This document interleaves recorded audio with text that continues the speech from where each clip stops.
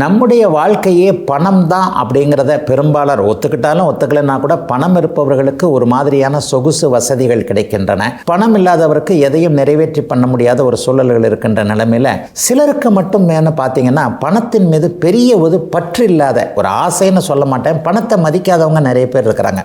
ஐயா என்ன இருந்தாலும் போகிறேங்க, எனக்கு தேவை 2 இட்லிங்க, அவ்வளோதாங்க. காலையில் ஒரு 2 இட்லி சாப்பிட போகிறேன், மத்தியானம் இவ்வளோண்டு சோறு சாப்பிட போகிறேன், இவ்வளோ பணத்தை வச்சுக்கிட்டு நான் என்ன பண்ண போகிறேன்? நான் என் வேலையில் ரொம்ப ஸ்ட்ரிக்டாக இருப்பேன், என்னுடைய டியூட்டியில் நான் கொஞ்சம் கவனமாக இருப்பேன், நான் லஞ்சம் வாங்க மாட்டேன், நேர்மையாக இருப்பேன். நீங்கள் பணத்தை கொடுத்து என்னை விலைக்கு வாங்கிவிட முடியாது என்கின்ற அமைப்பில் பணத்தின் மீது பற்று இல்லாமல் இருக்கக்கூடியவர்களுடைய ஜாதகம் எப்படி இருக்கும்னு பார்த்தீங்கன்னா, இந்த சனி என்கின்ற ஒரு பாப கிரகம் மிகுந்த சுபத்துவமாகி ராசி லக்னத்தோடு தொடர்பு கொண்டவர்களுக்கு இந்த பற்றற்ற தன்மை கண்டிப்பாக வந்துடுங்க. பிள்ளைகளுக்கு சேர்த்து வைக்கணும், அவருக்கு சேர்த்து வைக்கணும், எல்லாமே கரெக்டு தாங்க, நான் சேர்த்து வைப்பேன், ஆனால் முறைகேடான வழிகளில் நான் எதையும் சேர்த்து வைக்க மாட்டேன் என்கின்ற ஆசையற்ற ஒரு பொருளின் மீது, அந்த மதிப்பின் மீது ஒன்றும் ஒரு பற்று இல்லாத ஒரு சூழ்நிலை வந்துருச்சுனாலே ஒருவருடைய ராசி லக்னத்தோடு சுபத்துவமான சனி தொடர்பு கொள்கிறான்னு அர்த்தங்க. இந்த சுபத்துவம் பாபத்துவம்னு நான் சொல்கிற இந்த 2 நிலைகளில் தான் ஒரு மாதிரியான எதிர்த்துருவங்கள். ஒரே கிரகம் 2 வேலையும் செய்யும். கத்தி கழுத்தையை நறுக்கும் ஆப்பிளையை நறுக்கும்னு பெரியவங்க சொல்லுவாங்கல்ல, இது கழுத்தை நறுக்குதா ஆப்பிளை நறுக்குதான்றதை ஹேண்டில் பண்ணுறவர், கத்தியை பிடிச்சிக்கிட்டு இருக்கிறவருடைய கை சம்பந்தப்பட்ட அவருடைய மனம் சம்பந்தப்பட்ட விஷயம் இல்லையா? அதே மாதிரி தாங்க சனி சுபத்துவம் இல்லாமல் பாபத்துவமாக, அதாவது இப்போ பாப கிரகங்களோடு தொடர்பு கொண்டு அவரே ஆட்சி உச்சமாக சுபர்களோடு தொடர்பு கொள்ளாமல் இருக்கின்ற நிலைமைகளில் ஒருவருக்கு லக்னம் ராசியோடு தொடர்பு கொண்டால் அவர் அதே நேரத்தில் கொஞ்சம் இந்த மாதிரியான முறைகேடான வழிகளில் செல்லக்கூடியவராக, ஏமாற்றும் தொழில் போன்ற அமைப்புகள் அல்லது மனசாட்சியை மீறி செய்யக்கூடிய விஷயங்களில் அவர் இருப்பாருங்க.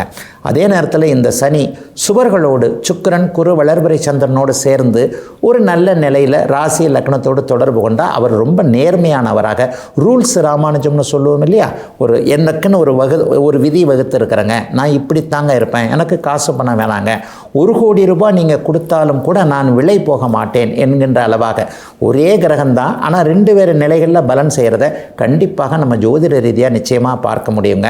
சனி சுபத்துவமாகி ராசி லக்னத்தோடு தொடர்பு கொண்டவர்கள் துறவு நிலை மாதிரி, பணமே வசதியாக இருந்தாலும் கூட எளிமையாக சில பேர் இருப்பாங்க இல்லையா, அவருக்கு என்னங்க அவர் எப்படி வேணாலும் போகலாம், ஆனால் இவ்வளோ சிம்பிளாக இருக்கிறார் பாருங்க, காலில் கூட பாருங்கள் அந்த இவ்வளோ கம்மியான செருப்பு தான் போட்டிருக்கிறாருன்னு சொல்லுவாங்க இல்லையா, அந்த மாதிரி எளிமையாக இருந்தும் அதை அனுபவிக்க இயலாதவர்களாக, அனுபவிக்க மனம் இல்லாதவர்களாக இருக்கக்கூடியவர்களாக இந்த சனி சுபத்துவம் பெற்று ராசி லக்னத்தோடு தொடர்பு கொண்டவர்கள் கண்டிப்பாக இருப்பாங்க. அதே மாதிரி லக்னாதிபதி கிரகமும் சுப கிரகமாக அமைந்து அல்லது லக்னத்திலேயே சுபர்கள் தொடர்பு கொண்டாலே ஒருவருக்கு அந்த பகட்டு பந்தா போன்ற அமைப்புகளை பிடிக்காமல் இருக்கக்கூடிய தன்மைகளும் உண்டு. எனக்கு விதித்தது இதுதான் போரும், நான் இதோடையே நான் அப்படி பண்ணிக்கிறேன் என்கின்ற மாதிரியான அமைப்புகளும் உண்டு.